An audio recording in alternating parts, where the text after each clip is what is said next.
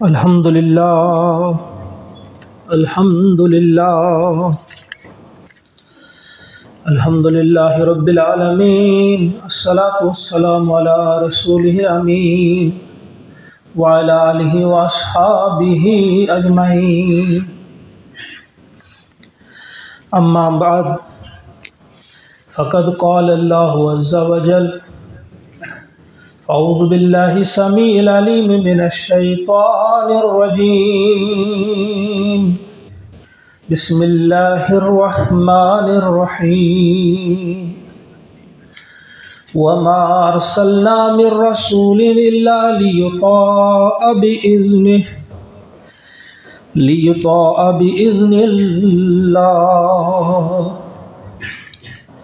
वलौ अन्नहुम is ज़लमू अन्फुसहुम जाऊक फस्तगफरुल्लाह वस्तगफर लहुमुर रसूल लवजदुल्लाह तव्वाबर Rahima.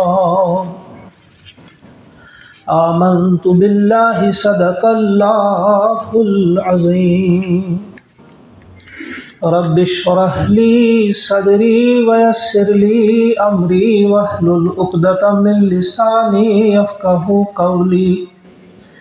Rabbi ज़िदनी इल्मा रब्बना ज़िदना इल्मन व हिल्मन व फ़हमा व अलहिक़ना बिस्सालिहीन। अल्लाहुम्मा हफ़्ज़ना फ़इन्नका ख़ैरुल हाफ़िज़ीन। अल्लाहुम्मा अन्सुर इख़वानना फ़ी फ़लस्तीन। अल्लाहुम्मा अन्सुरहुम नस्रन अज़ीज़ा वफ़्तह लहुम फ़तहम मुबीना। अल्लाहुम्मा अइदिल मस्जिदल अक़सा इला रिहाबिल मुस्लिमीन। अल्लाहुम्मा हर्रिरिल मस्जिदल अक़सा। अल्लाहुम्मा अर्ज़ुक़ना फ़ीहि सलातन क़ब्लल ममात। अल्लाहुम्मा अर्ज़ुक़ना फ़ीहि सलातन क़ब्लल ममात। रब्बना तक़ब्बल मिन्ना इन्नका अंतस समीउल अलीम। सदर मोहतरम, बुज़ुर्ग हज़रात, अज़ीज़ बच्चों, पर्दा नशीन माँ और बहनों, अस्सलामु अलैकुम व रहमतुल्लाहि व बरकातुहू। एक कोशिश की गई आप सबको अल्लाह के नबी सल्लल्लाहु अलैहि वसल्लम के साथ जोड़ने की सीरत टेस्ट के ज़रिए। अल्हम्दुलिल्लाह उसमें आपने शिरकत की। इंशाअल्लाह आज आपके सामने नताइज भी आएंगे। बहरहाल पोजीशन किसने ली किसने नहीं ली, लेकिन ये बहुत हौसला अफजा बात है कि सारे ही लोगों ने, जिन्हें किताब दी गई थी, उन्होंने सीरत का मुताला किया अल्हम्दुलिल्लाह। और जो रिस्पांस हमें मिला बहुत ही हौसला अफजा रिस्पांस। अल्लाह ताला आप सबको सलामत रखे और आपको जज़ाए खैर अता फरमाए। यहाँ मुख्तसर सी हमने तकरीब रखी थी प्राइज़ डिस्ट्रीब्यूशन की। कुछ दोस्तों को भी हमने बुलाया, हमने तशहीर नहीं की, कोई इश्तिहार नहीं निकाला, वरना बहुत सारे लोग आते। मुख्तसरन अपने चंद दोस्तों को हमने कहा कि आप भी आएँ। बहरहाल जो भी आए, हम आपके लिए भी दुआ गो हैं कि अल्लाह ताला आपको अपने हिफ्ज़ व अमान में रखे, दीन और दुनिया की भलाइयाँ अता करे। सीरत के हवाले से सिर्फ चंद बातें आपके सामने रखूँगा। ये एहसास दिलाने की कोशिश करूँगा कि हम थोड़ा सा समझने की कोशिश करें कि हम किस नाजुक तरीन मकाम पे खड़े हैं। हमारा मकाम या हमारा मर्तबा क्या है।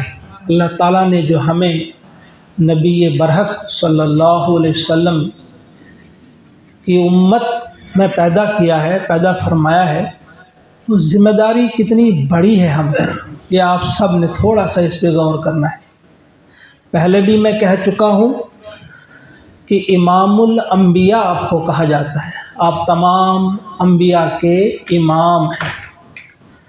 तो इमाम आप सब समझते हैं, इमाम जो आपके सामने खड़ा होता है, ना इमाम से आगे कोई जा सकता, ना इमाम के बराबर कोई खड़ा रहता है। इसका मतलब हुज़ूर अलैहिस्सलातु वस्सलाम जब इमामुल अंबिया है तो आपके बराबर भी कोई और नबी नहीं, ना आपसे आगे कोई नबी नहीं। ये इंतहाई बुलंद वाला मकाम है। और मस्जिद अक्सा में आपने तमाम अंबिया की इमामत फरमाई। अब जो कुछ लोग यहाँ सवाल उठाते हैं कि देखो हज़रत इस्माईल अलैहिस्सलाम, वो भी एक नबी गुज़रे हैं, उनके पैर, उनके पाँव की रगड़ से जमज़म पैदा हुआ, जमज़म निकला, और फिर उस जमज़म से नबी बरहक सल्लल्लाहु अलैहि वसल्लम के दिल मुबारक को धोया गया जब उन्हें मेराज पे जाना था, उससे पहले भी, बचपन में भी। तो ये कैसे आप कहते हैं कि आप इमामुल अंबिया हैं या वो सबसे बढ़कर मर्तबे में हैं, जबकि इस्माईल के पाँव से, पाँव की रगड़ से जमज़म निकलता है और उस जमज़म से आपका कल्ब धो जाता है। तो इस नुक्ते को ज़रा समझने की कोशिश करें। ये दो अलग अलग चीज़ें हैं। एक होता है मकाम और मर्तबा बहसते नबूवत के एतबार से, जैसे सादा सी मिसाल हम समझ सकते हैं, आप में से कोई आलिम है, फाजिल है, मुत्तकी परहेज़गार है, वो जब मस्जिद में आएगा उसके वालिद भी साथ होंगे, नमाज कौन पढ़ाएगा, आगे कौन निकलेगा? वही जो आलिम, फाजिल, मुत्तकी परहेज़गार है, वही नमाज पढ़ाएंगे। लेकिन यही जब घर में जाएंगे, अगरचे मस्जिद में इनके वालिद ने इनकी इक्तदा की, लेकिन घर में ज़रूरत पड़ेगी उनके वालिद को कि उनके पाँव दबाने होंगे, तो बेटा दबाएगा। वालिद का मकाम और मर्तबा इससे कुछ और है। यहाँ इमामत या रहबरी या रहनुमाई ये कुछ और इसके माने।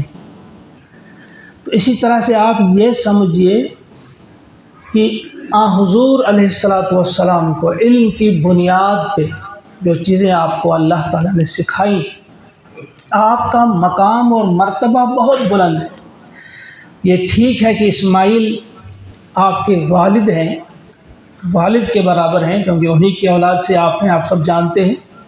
हज़रत इसहाक़ अलैहिस्सलाम की औलाद से 70,000 अंबिया आए हैं, लेकिन हज़रत इस्माईल अलैहिस्सलाम की औलाद से एक ही, और वो है मोहम्मद अरबी सल्लल्लाहु अलैहि वसल्लम। तो गोया इज़्ज़त करना, खिदमत करना, मोहब्बत करना वालिद के साथ, ये कुछ और बातें हैं। लेकिन अमीर होना, इमामत करना या इमाम होना, ये अलग बात है। तो इस एतबार से आप समझिए हुज़ूर इमामुल अंबिया है, तमाम अंबिया के आप इमाम हैं। लेकिन वालिद के साथ आपको भी कितना अच्छा सलूक करना होगा, वो तो करना है। वो आप सब जानते हैं, वो हदीस पाक के एक सहाबी ने अर्ज़ किया था, ए अल्लाह के रसूल सल्लल्लाहु, मुझे बताइए आप, मेरा रब, मैं कैसे पता करूं कि मेरा रब मुझसे राज़ी है कि नहीं? तो आपने फरमाया था, रिज़ल रब फ़ी रिज़ल वालिद।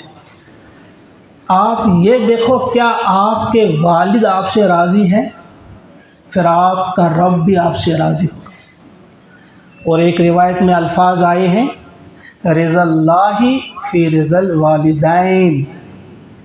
अगर आपने देखा है क्या आपका रब आपसे राज़ी है, तो ये देखो क्या आपके वालिदैन आपसे राज़ी हैं, यानी दोनों, माँ बाप। अगर माँ बाप आपसे राज़ी हैं तो समझो कि आप आपका रब भी आपसे राज़ी है।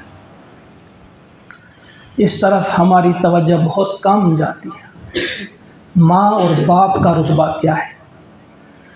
देखिए, अगर आपने या किसी ने भी कि 70 बरस मुसलसल वो तवाफ़ करता रहे खाने काबा का, उसके बाद उसका सवाब वो अपने माँ बाप को भेजता रहे, मुसलसल भेजता रहे, लेकिन अगर आपने कभी अपनी माँ को या अपने बाप को रुलाया होगा तो उस आंसू का वो जो एक कतरा है वो फिर भी भारी पड़ेगा आप पर।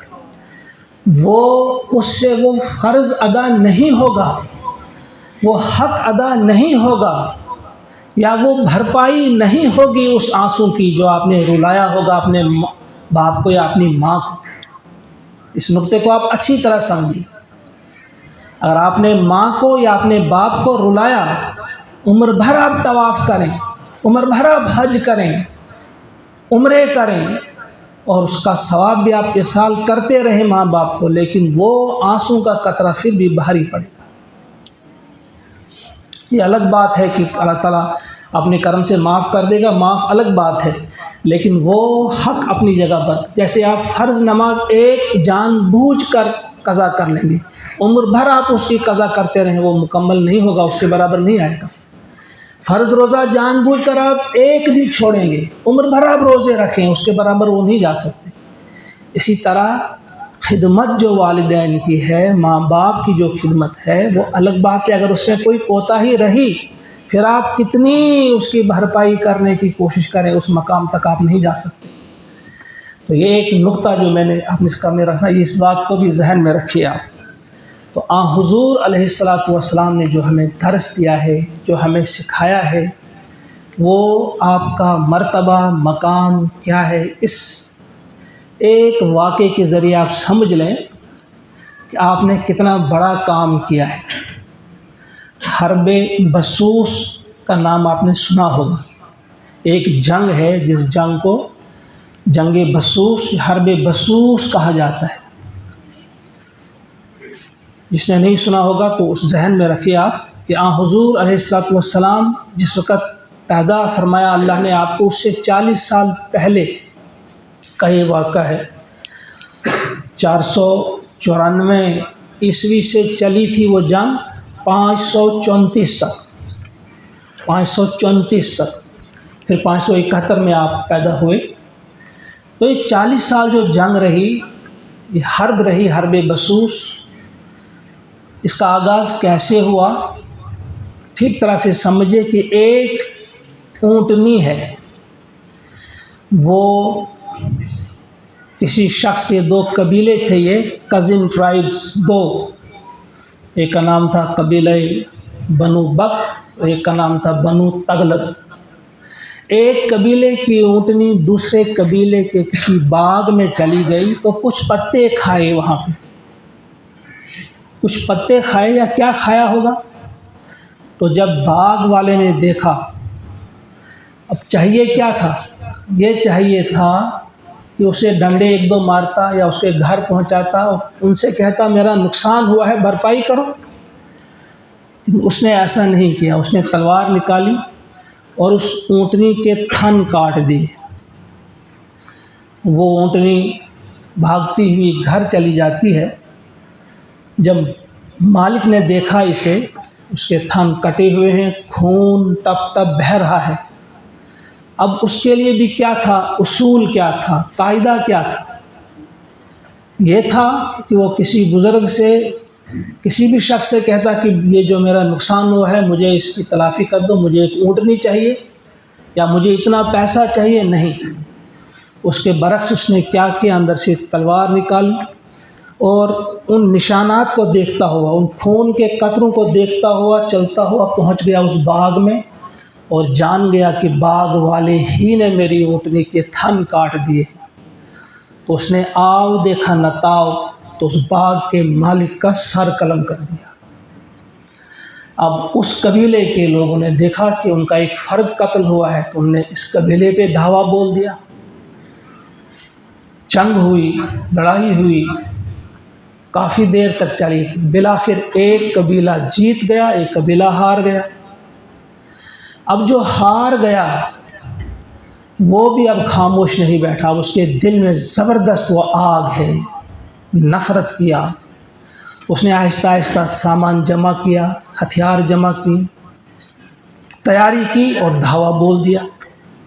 जंग चलती रही, फिर उसने जवाब में, फिर इसने जवाब में, चलती रही ये जंग। 40 साल तक ये जंग चली। इसे हम हर्बे बसूस कहते हैं। बसूस इसलिए इसे कहते हैं कि वो ऊँटनी जो थी वो एक औरत की ऊँटनी थी, एक खातून की थी जिसका नाम बसूस था, उसी से इसका नाम रह गया हर्बे बसूस। ये वाक़ा आपके सामने आपने पढ़ा होगा, सिर्फ याद दहानी मैंने कराई। तारीख़ का ये वाक़ा है, ये मैंने इसलिए आपके सामने बयान किया कि थोड़ा सा आपके जहन में रहे कि वो लोग कैसे लोग थे। एक मामूली चीज़ से कुछ पत्ते खाए थे ऊँटनी ने और 40 साल जंग चली। इस मिजाज के लोग, इस तबीयत के लोग, इन लोगों की तरफ अल्लाह ताला ने मोहम्मद अरबी सल्लल्लाहु अलैहि वसल्लम को भेजा। कितना कठिन काम था, कितना मुश्किल काम था, और आपने कितनी मेहनत की होगी, कितना बर्दाश्त किया होगा, वो आप खुद अंदाज़ा कर सकते हैं कि इन्हीं लोगों में मेहनत करते करते आपने इन लोगों को कैसा बनाया कि अबू बकर जैसा सिद्दीक आपने दुनिया को दिया, उमर जैसा आदिल आपने दुनिया को दिया, उस्मान रदी अल्लाह ताला अन्हु जैसा इफ़्फ़त मआब इंसान आपने दुनिया को दिया, और अली जैसा इल्म और अमल रखने वाला बहादुर और शेर आपने इस दुनिया को दिया। और फिर आपने वो जो फिलिप हिटी ने जो कहा है कि change them into a nursery of heroes, आज हीरोज़ की एक नर्सरी आपने, वहाँ हर शख्स अपनी ज़ात में पूरा हीरो था। यहाँ तो किसी कहानी में आप एक हीरो होता है, बाकी कुछ और किरदार होते हैं, लेकिन हुजूर ने जो टीम तैयार की, इन लोगों में जो आपने काम किया, वहाँ हर शख्स अपनी ज़ात में मुकम्मल हीरो था। ऐसे इंसान आपने तैयार किए, ये मोहब्बत आपने उनके दिलों में डाली है। आपने देख लिया कि बुनियादी चीज़ जो है, बुनियादी चीज़ झगड़े, फसाद, फितना, ये कब जन्म लेते हैं, बेहयाई और बेशर्मी कब जन्म लेती है, ये सारी चीज़ें जो आपने देखा कि एक इंसान के दिल में जो है वो हमदर्दी, मोहब्बत से धड़कने वाला दिल होना चाहिए। एक इंसान के दिल में मोहब्बत हो इंसान की, बस यही तमाम बीमारियों की जड़ है। अगर मोहब्बत नहीं, नफ़रत है, तो सारी बीमारियां ख़त्म होंगी जब आपके दिल में मोहब्बत होगी। ये आप याद रखिए, जब मोहब्बत होती है ना इंसान के दिल में, जिसकी तरफ आपने जोर दिया, आपने फरमाया इंसान जन्नत में दाखिल नहीं हो सकता, ला तदखुलूनल जन्नत हत्ता तुअमिनू वला तुअमिनून हत्ता तहाब्बू। आप ईमान के बगैर जन्नत में नहीं जा सकते, और आपके दिल में ईमान हो ही नहीं सकता जब तक ना आपके दिल में आपके भाई की मोहब्बत हो। ये मोहब्बत ऐसी चीज़ है कि ये रोकती है आपको जुल्म से, बेहयाई से, बेशर्मी से, रुश्वत से। आप किसी की जेब नहीं काटेंगे जब उसकी मोहब्बत आपके दिल में हो। आप कहेंगे मैं इसे कुछ फ़ायदा पहुंचाऊं। बेसिक चीज़ आप इस तरफ ध्यान दें जो मैंने अभी आपके सामने कहा। इसीलिए आप जब देखेंगे ना, जब हुज़ूर अलैहिस्सलातु वस्सलाम पर पहली वही नाजिल हुई, आपने जब अपनी ज़ौजे मोहतरमा से कहा मुझे मौत का डर लग रहा है, आप कांप रहे थे उस वक़्त, तो उस वक़्त हज़रत खदीजा ने जो आपकी तारीफ़ की थी, कितने अल्फाज बोले थे, आपके अंदर ये है, आप यतीमों का, मिस्कीनों का ख्याल रखते हैं, बहुत सारी आपकी तारीफ़ की थी। इसी तरह एक और सहाबी ने भी आपका तारुफ इन्हीं अल्फाज में, इसी किस्म के अल्फाज में कराया था। सफ़वान बिन उमैया का नाम आपने सुना होगा। उमैया बिन खल्फ का नाम सुना है, बिलाल जिनका गुलाम था, जिसने बिलाल पर बेतहाशा जुल्म किया था। इसी उमैया का एक बेटा सफ़वान था। जब मक्का फतह हुआ तो वो भाग गया, उसने बड़े मज़ालिम ढाए थे हुज़ूर अलैहिस्सलाम के प्यारे साथियों पर, वो भाग गया। उसका एक चचेरा भाई था उमैर बिन वहब, वो 2 हिजरी में ईमान लाया था। उसने क्या किया, उसने उनके लिए अमान ढूंढी हुज़ूर से। जब उसका चचेरा भाई था, दोस्त भी था, कहता हाँ जाओ अमान है। कहा नहीं मुझे कुछ निशानी भी चाहिए, तो आपने अपना अमामा उतार कर दिया। फतेह मक्का के बाद जब वो भाग गया था, सफ़वान किसी दूसरे मुल्क की तरफ जा रहा था या शायद समंदर में छलांग लगा देता, जब देखा तो उसने कहा दूर रहो मुझसे, मैं तुम्हें कत्ल कर दूंगा, नज़दीक मत आना। जब उमैर को पहचाना तो मुझे पकड़ने आए हो। ने कहा अब देखिए इसके अंदर भी कितनी मोहब्बत थी उसकी। उसने कहा फ़िदा का अबी व उम्मी, यानी ए मेरे दोस्त, ए मेरे चचेरे भाई, ए मेरे कज़िन, मेरे माँ बाप तुम पर फ़िदा हूँ, बात सुनो मैं क्या कह रहा हूँ। यानी किसी तरह से उसे मोटिवेट किया, फिर कुछ बातें उससे की। कहा कि नहीं तुम मुझे लोगे और वो मुझे कत्ल कर देगा। कि सुनो भाई, जो तुम सोच रहे हो हुजूर के बारे में उससे कहीं ज़्यादा बुलंद है। वो मारने के लिए नहीं लोगों को आए हैं। कुछ अल्फाज उन्होंने उस वक़्त बोले, फरमाया कि सुनो वो कैसे इंसान है, वो अफजलुन्नास, तमाम इंसानों से वो अफजल है। वो अबर्रुन्नास, सबसे ज़्यादा नेकोकार हैं। वो दूसरों को राहत पहुँचाने वाले इंसान। वो अहलमुन्नास, वो सबसे बढ़कर हलीम हैं, बुर्दबार हैं। खैरुन्नास, सब लोगों से बेहतर है वो। इब्नु अम्मी का, और देखो तुम्हारे चचे का बेटा है। इज़्ज़ुहु इज़्ज़ुका, उसकी इज़्ज़त तुम्हारी इज़्ज़त है। शरफ़हु शरफ़ुका, उसका शरफ़ आपका शरफ़ है। वह मुल्कुहु मुल्कुका, उसका मुल्क आपका मुल्क है। ये क्या सोचते हो, चलो वापस। निशानी क्या है कि वो मुझे नहीं मारेंगे। कहा देखो ये अमामा दिया है हुजूर ने, आपने देखा था जब आप फतेह मक्का के मौके पे, जब मक्का में आप दाखिल हुए थे, पहचान लिया यही वो अमामा है। कहा हाँ वही अमामा है। पर उसको ले आते हैं, फिर उसके साथ भी कितना अच्छा सलूक करते हैं। वो पहले घोड़े से उतरता ही नहीं, हुजूर कहते हैं नीचे उतरो, आइए हमारे साथ बैठिए। कहा नहीं मुझे मोहलत दीजिए 2 महीने की, मैं सोचता हूँ क्या मैं इस्लाम कबूल करूँ या न करूँ। हमने फरमाया कोई बात नहीं, 2 महीने नहीं 4 महीने की मोहलत है, सोचो क्या करना है। फिर वो क्या 4 महीने या 2 महीने इंतज़ार करता, 20 या 22 दिन के बाद वो इस्लाम की आगोश में आता है। तो हुज़ूर अलैहिस्सलाम का ये हमदर्दाना रवैया, उन बदतरीन दुश्मनों को माफ़ करना, बदतरीन दुश्मन जिन्होंने आपको घर से निकाला, आपके साथियों को कत्ल किया, जब आप वापस आए आपके घरों को भी बेचा गया था, आपके साथी जो थे उनके घरों को भी, उनकी ज़मीनों को भी बेचा गया था। जब आपने पूछा था हल तरक लना अकीलुन मिन ज़िल, क्या अकील इब्ने तालिब, क्या उसने हमारे लिए कोई सर छुपाने की जगह रखी है? क्योंकि अकील बिन अबी तालिब ने हुजूर का मकान बेच दिया था। प्यारे नबी ने न मकान बेचने वाले से कुछ कहा और न ख़रीदने वाले से कुछ कहा। ये हमदर्दी है, ये मोहब्बत है। फिर आपको देखकर आपके साथियों ने भी ऐसा ही किया, उनकी ज़मीनें या उनके मकानात भी बेचे गए थे, उन्होंने भी वापस नहीं लिए। हालांकि ताकत आपके पास थी, आप कुछ भी कर सकते थे उस वक्त, लेकिन आपने माफ़ कर दिया सबको। कहा चलो, उनकी निगाह होती थी आखिरत पे कि आखिरत में हमें क्या मिलेगा, जो असली ज़िंदगी आने वाली है वहाँ हम कैसे रहें। यहाँ गुजर बसर हो जाएगी, 60-70 साल का मसला है, वहाँ तो करोड़ों अरबों साल का मसला है। ये जहन में उनकी बात आ गई थी। जिसके जहन में ये बात आएगी ना, वो बहुत मोहब्बत करने वाला होगा, नफ़रतों का जनाजा निकलेगा। और जब तक ना हमारे दिलों में नफ़रत ख़त्म होगी और मोहब्बत आएगी, अल्लाह ताला की रहमत भी हम पर नहीं बरसेगी। ये याद रखिए आप।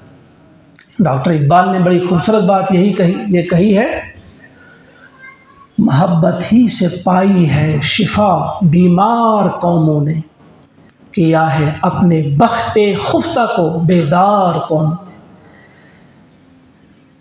जो सोई हुई किस्मत अगर जगाई है कौमों ने तो कैसे जगाई है? मोहब्बत के ज़रिए। बीमार कौमों ने इलाज जो अपनी बीमारी का किया है वो किसमें है शिफा उसकी? मोहब्बत में। यही मोहब्बत आज हमारे दिलों से निकल गई है। ये सारे फितने, ये सारी परेशानी इसी वजह से। अगर ये मोहब्बत होती, हम चाहते कि किसी का बच्चा खराब ना हो। अब हमारे दुकानदार हजरात जो सिगरेट बेचते हैं ना, सिगरेट बेचना भी गुनाह है, जहन में रखिए आप बात को। क्या आप में से कोई सोच सकता है कि आपका बेटा खुशी खुशी आप चाहें कि मेरा बेटा सिगरेट स्मोकर बने? कभी नहीं चाहेंगे कि मेरा बेटा जो है वो सिगरेट पीने वाला बने। फिर कैसे आप बेच सकते हैं किसी को सिगरेट? किसी का बच्चा है वो, उसके सीने को आप कैसे जला सकते हैं? ये तो सिगरेट की बात है। फिर और आगे बढ़िए, क्या वो गुटखा, वो पान, क्या है वो खैनी, और आगे बढ़िए, क्या चरस और गांजा आप बेचेंगे? क्या शराब आप बेचेंगे? क्या ड्रग्स आप देंगे? क्या नकली दवाएं आप देंगे? किसी के बच्चे की ज़िंदगी से आप खेलेंगे? ये सारी चीज़ें क्या है कि पैसे की मोहब्बत आ जाती है, इंसान की मोहब्बत नहीं रहती।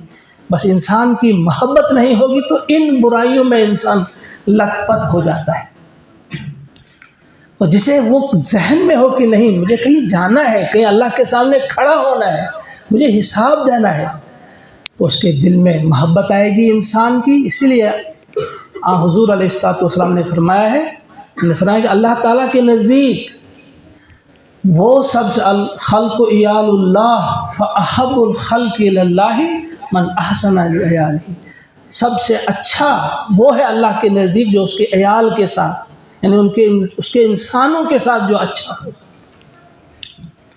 हमारे बुज़ुर्ग और हमारे वो सहाबा, उन्हें आखिरत पे निगाह होती थी। हर काम करने से पहले सोचते थे कि इसका मुझे क्या सिला मिलेगा आखिरत में। हज़रत उम्मे दर्दा का नाम आपने सुना है, उम्मे दर्दा रज़ी अल्लाह ताला अन्हा सहाबिया थी। उनके शौहर का इंतकाल होता है, अबू दर्दा का।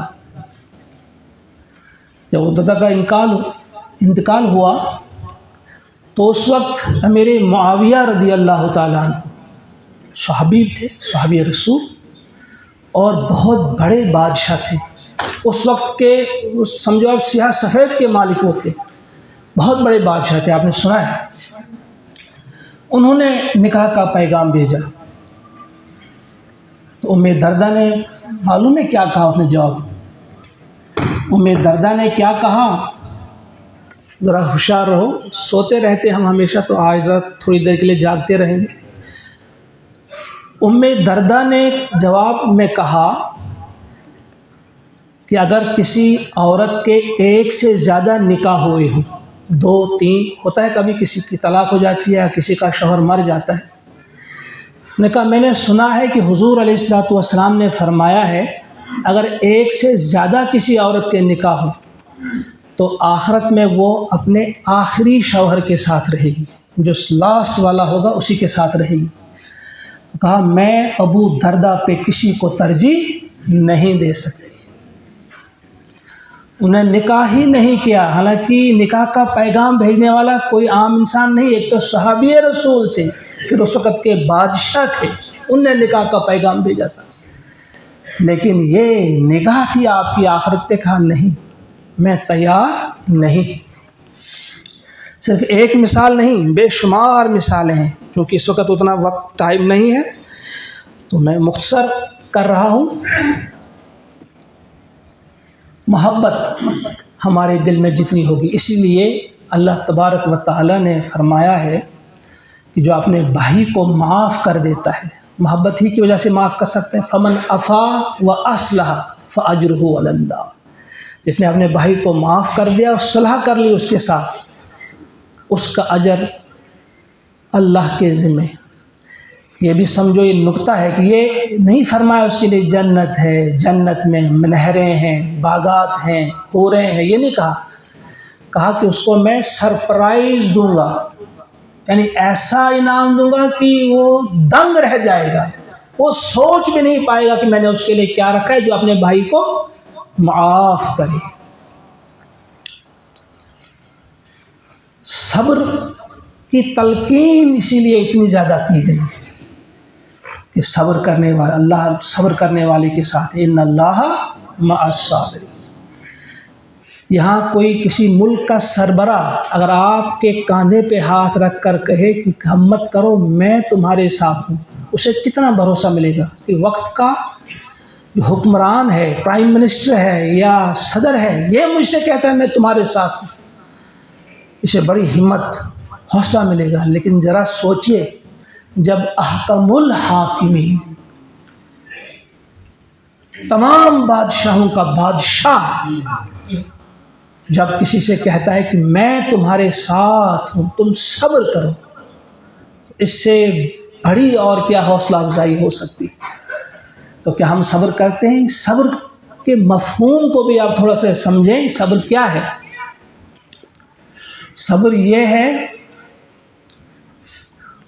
कि कोई आपको गाली दे, उस गाली को आपने ये समझना है कि ये अजान है, अब मुझे सब्र की नमाज अदा करनी है। जिस तरह नमाज आप अदा करते हैं ना, रुकू है, सजदा है, ये नमाज इसी तरह से सिर्फ यही नमाज नहीं है, इसके अलावा भी कुछ नमाजें हैं।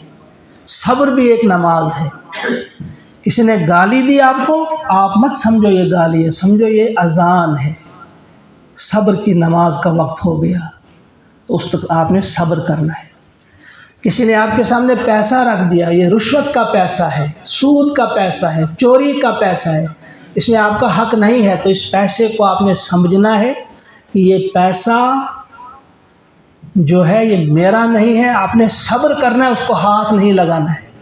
वो पैसा अजान है, उसे आपने समझना ये अजान है। सब्र की नमाज आपने अदा करनी है।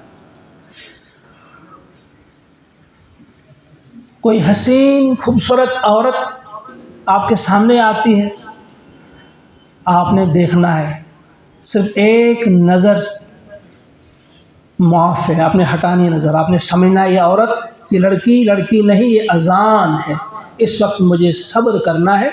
और सब्र क्या करना है? अपनी आंखों को नीचे करना है। सब्र की नमाज। और ये लड़की हिंदू लड़की हो, सिख लड़की हो, ईसाई हो, जैन, बौद्ध, पारसी, कोई भी हो, ये पैसा किसी का हो, हिंदू का हो, सिख का हो, ये हराम है। जिस तरह मुसलमान की जेब काटना हराम है, इसी तरह किसी गैर मुस्लिम की जेब काटना भी हराम है। जिस तरह आप अपनी बेटी, अपनी कुंबे, अपने ख़ानदान की बेटी की इज़्ज़त और एहतराम करते हैं, बराबर इसी तरह से आपने हिंदू की बेटी हो, सिख की बेटी हो, ईसाई की बेटी हो, किसी की भी बेटी हो, उसकी इज़्ज़त, उसका एहतराम और उसकी इफ़्फ़त की हिफाजत आपने करनी है। यहाँ पे फ़र्ज़ आयद होता है। बहरहाल ये चीज़ें अपने जहन में आपने रखनी है। थोड़ा सा भी वक्त है मेरे पास, तो ये जहन में रखते हुए आगे चलिए।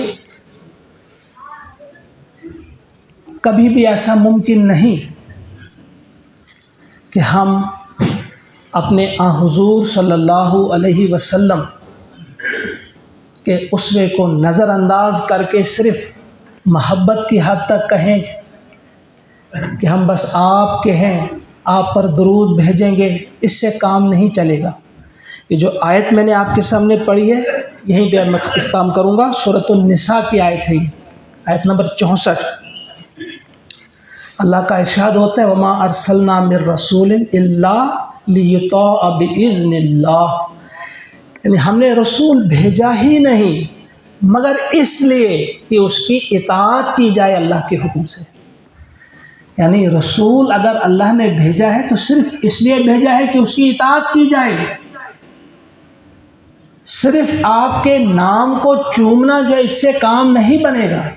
चूमे आप नाम को भी, अगर चूमते हैं ठीक बात है, कोई बात नहीं, लेकिन सिर्फ चूमने से काम नहीं चलेगा, सिर्फ दुरूदों से काम नहीं चलेगा ना, बल्कि यहाँ से आगे इताअत आपने करनी है हुज़ूर अलैहिस्सलातु वस्सलाम की। देखिए अबू लहब कितनी मोहब्बत करते थे आपसे। जब आपकी विलादत की खबर सुनी, सुवैबा जो आपकी लौंडी थी उसको आज़ाद आपने कर दिया, बड़ी मोहब्बत करते थे।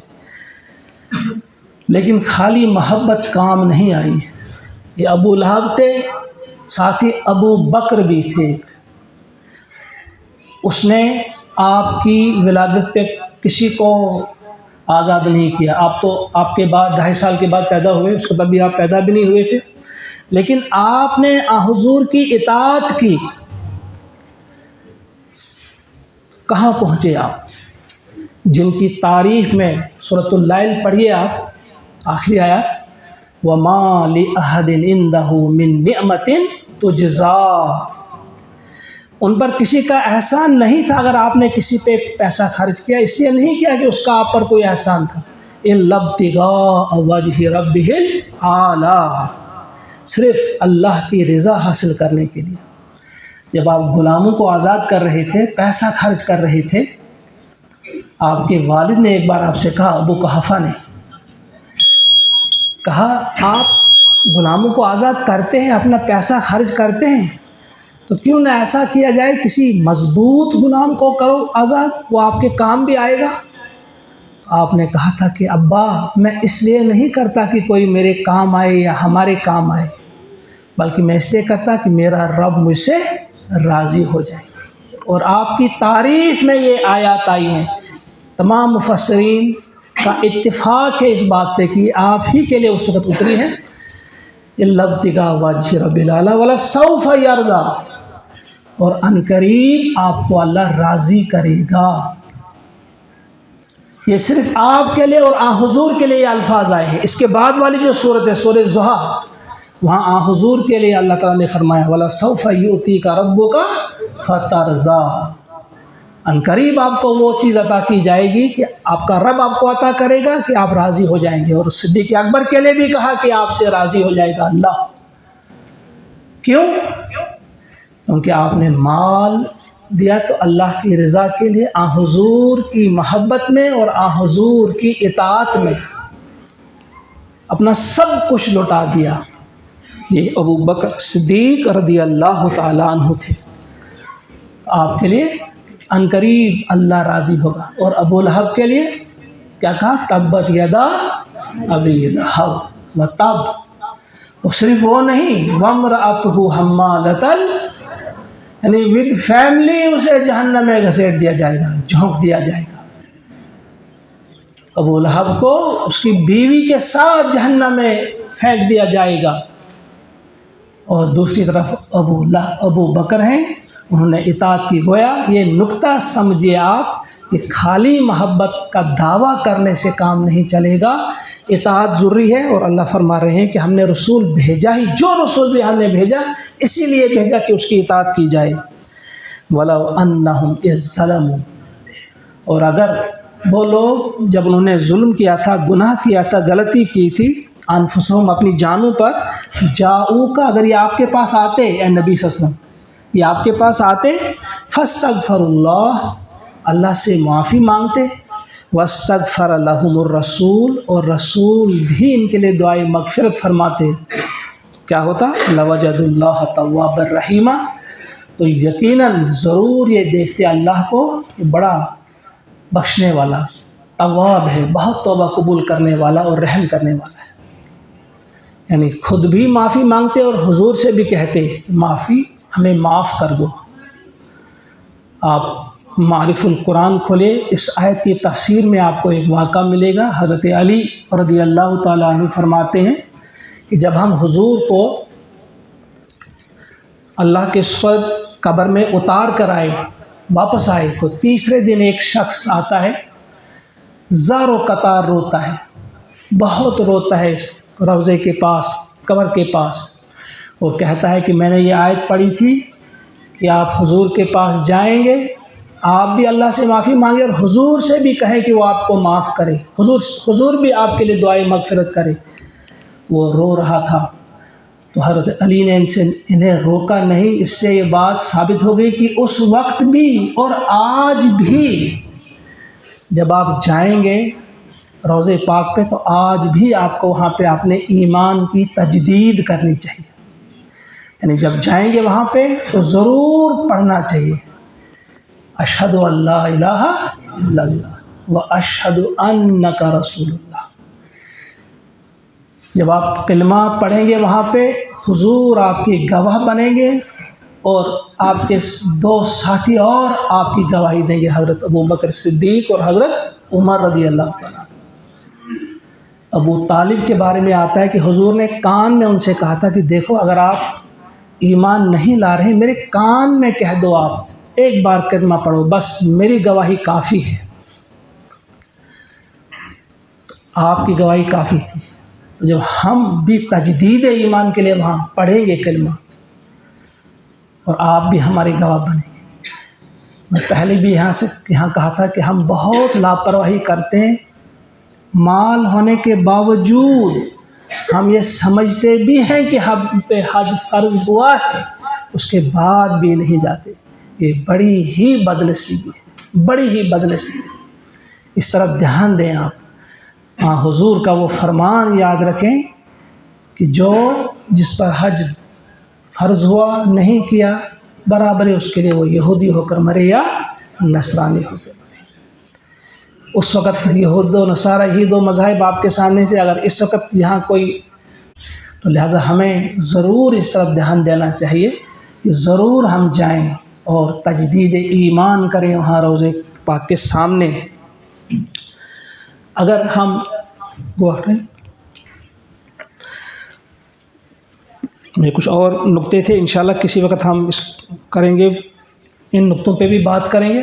तो इस वक़्त मैं यहीं पे ख़त्म करूँगा कि हुज़ूर अलैहिस्सलातु वस्सलाम के साथ मोहब्बत का दावा करना यही काफ़ी नहीं है।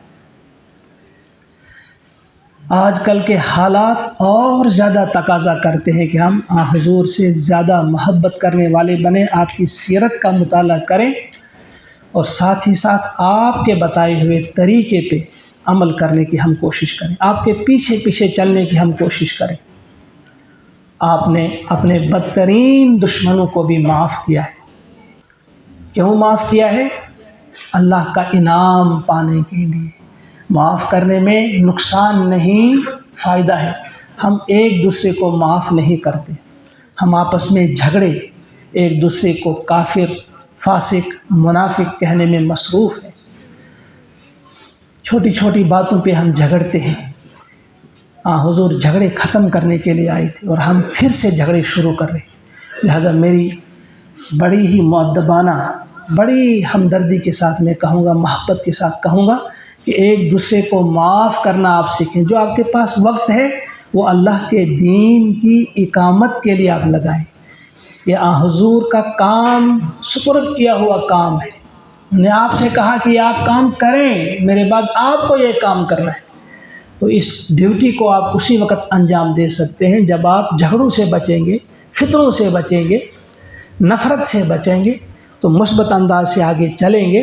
तो आज का यही पैगाम है कि आप ज़रूर जब यहाँ से जाएंगे ये पैगाम लेकर जाएंगे कि हम मोहब्बत करने वाले बने, किसी से कोई बैर नहीं, कोई नफ़रत नहीं, हर एक के लिए बेहतरीन पैगाम लेकर हम जाएंगे कि आ जाओ सब अल्लाह की तरफ और अल्लाह के रसूल सल्लल्लाहु अलैहि वसल्लम की तरफ। रसूल से बढ़कर खूबसूरत साथी आपको कोई नहीं मिलेगा, ज़्यादा बेहतर रहबर और रहनुमा आपको कोई नहीं मिलेगा हुजूर से बढ़कर। लिहाजा हुजूर की तरफ आप आएँ, इंशाअल्लाहुल अज़ीज़ जब आप आपकी तरफ आएंगे तो हमारी दुनिया भी संवर जाएगी, हमारी आखिरत भी संवर जाएगी। जिस तरह से हुजूर को कामयाबी मिली, हमको भी कामयाबी मिलेगी। हर सतह पे अल्लाह ताला हमें भी कामयाबी अता फ़रमाए और हम पर भी रहम फ़रमाए, और हमारे वो भाई भी जो जहाँ भी कहीं इस वक़्त मुसीबत में है, खुसूसन फ़लस्तीन में, उनकी भी मदद फ़रमाए अल्लाह ताला। और रब्बना तक़ब्बल मिन्ना इन्नका अंतस समीउल अलीम। अस्सलामु अलैकुम व रहमतुल्लाहि।